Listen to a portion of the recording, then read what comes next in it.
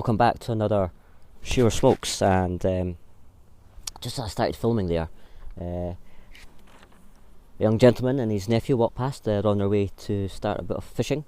They're after some sea trout and salmon, which is in the river here. And I got a quick shout of, "Shearer Smokes, is that you?" And yeah, so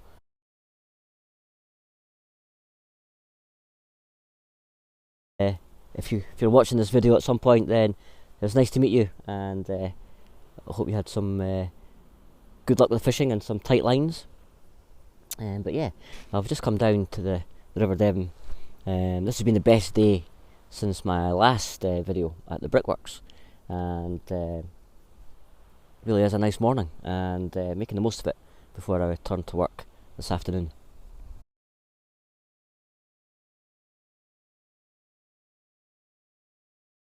So yeah, nice and peaceful today. A far cry from where I was a couple of weeks ago.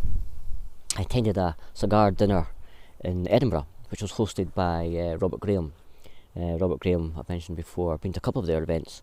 They have a couple of stores throughout the UK, Edinburgh, Glasgow and Cambridge.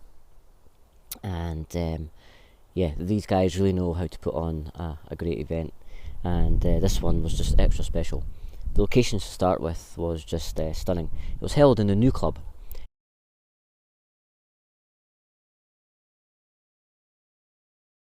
and it was founded in 1787 in the old part of Edinburgh, and in 1837 they moved to their present location in Princess Street, which is one of Edinburgh's busiest shopping high streets, basically, right next to, well, across from Princess Street Gardens, with views of the castle.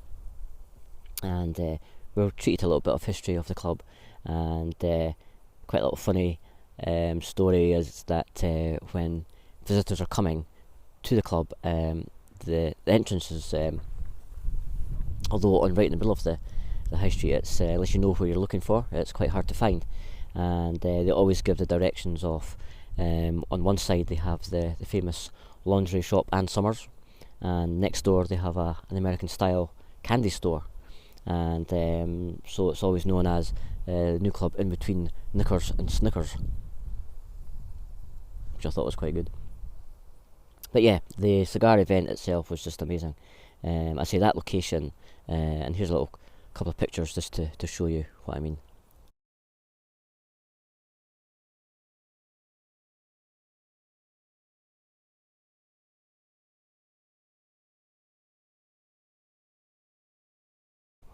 So as well as a three-course dinner, we had two great cigars, both from Perdomo Cigars.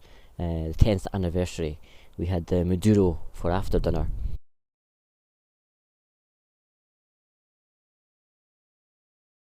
and the 10th anniversary Connecticut to kick things off, and really enjoyed both. The Connecticut out of the two, I would say was my favourite, so much so that I had another one just at the weekend there.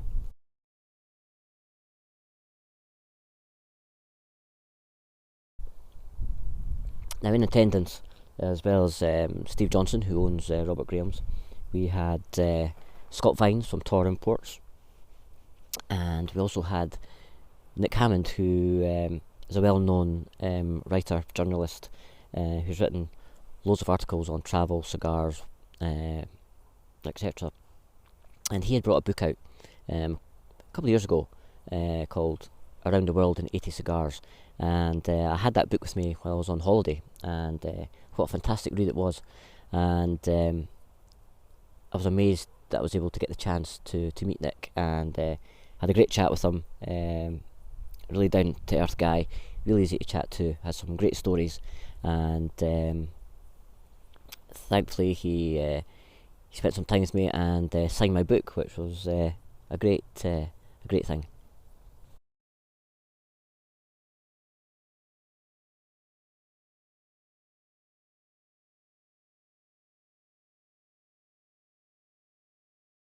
One of the other guests that we had that evening was Nick Perdomo Jr., and who owns Perdomo Cigars, and what a character. He kept us entertained with tales of life in Cuba before moving to America after the Revolution, and the setting up of the family cigar business, which now flourishes in Nicaragua and produces some excellent cigars.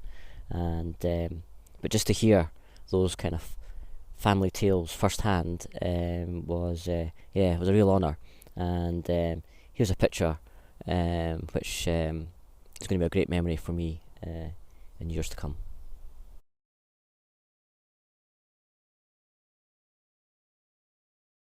So here's some photographs from that evening, and what great memories were made.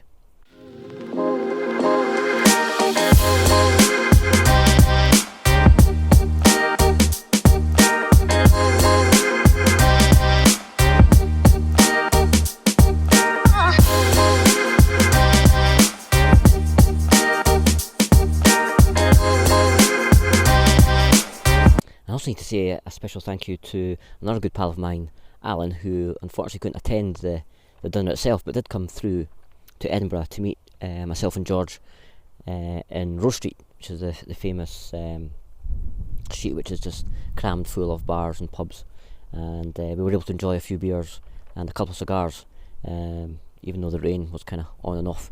But yeah, so that was a great start to the evening. So Al, when you catch up with this video, thanks again for making the effort to come through. It was great to see you, buddy.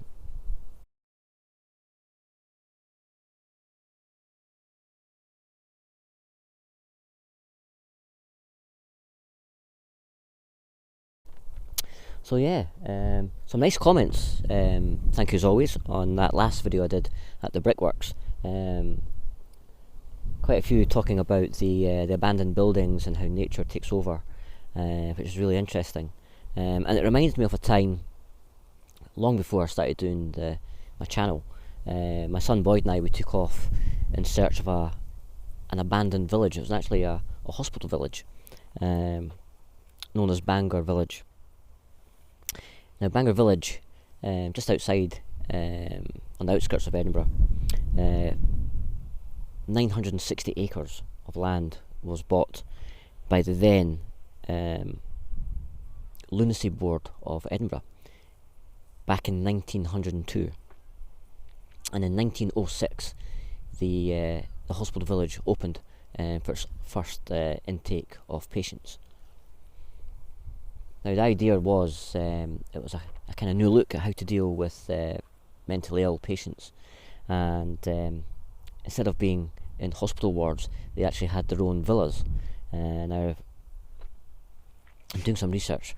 There was actually at one point up to 30 villas, each villa holding up to 30 patients. So that kind of gives you an idea of the scale of this village. It actually had its own road system. I think there was about 4 miles worth of road and street lighting, and had its own power source with various generators dotted around the site itself. Now when we went to visit, it was probably, I reckon, about 3 years ago, I think, possibly a bit more actually. But here's some pictures just to give you an idea of how the site looked when Boyd and I went to visit. Some of the shots are in black and white, which kind of give it a bit more eerie feeling to it, but see what you think yourself.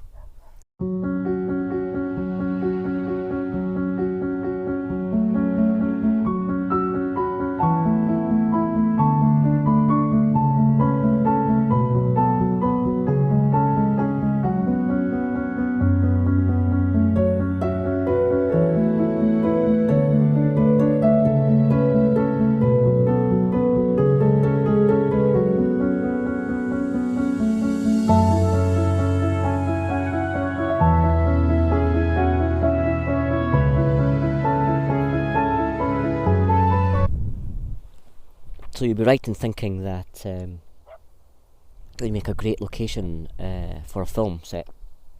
And in 2004 it was actually used as the backdrop to the film The Jacket, which starred Keira Knightley and Adrian Brody, and that came out in 2004. The hospital site itself closed in 2003. Access is now denied to the whole site as it's now being redeveloped. I'm going to do a little bit of digging, because I believe a lot of those buildings are actually listed, so hopefully the developers are not going to change the facade of these amazing looking buildings, but I shall keep you updated on how that goes. I believe there's plans for more housing and possibly a school, so at least the site itself is going to be put to some good use. So what am I smoking today? Well, I have with me my trusty cob. It's always a great outdoor pipe, and in the bowl I've gone for my favourite, which is the Nutty Irishman. Again, another one for outdoor smoking, which I really enjoy, especially down by the river. So a big thank you to my good friend Steve, Smoking Cardboard, who sent out the Nutty Irishman to me a while ago. So thanks, Steve. Still smoking amazingly well, using it sparingly, but yeah, always enjoy it when it's in the bowl. So thanks again, Steve. So I'm just going to sit back here, enjoy the rest of what's left in the bowl, and yeah, enjoy this peace and quiet before the hustle and bustle of work and another 24-hour shift. But in the meantime, as always, thank you very much for tuning in. Thanks for your comments as always, and a welcome to a couple of new subscribers that have joined in. All very much appreciated. So yeah, have a good week ahead, and enjoy the weekend when it comes. And until next time, as always, my name's Shearer. Enjoy your smokes.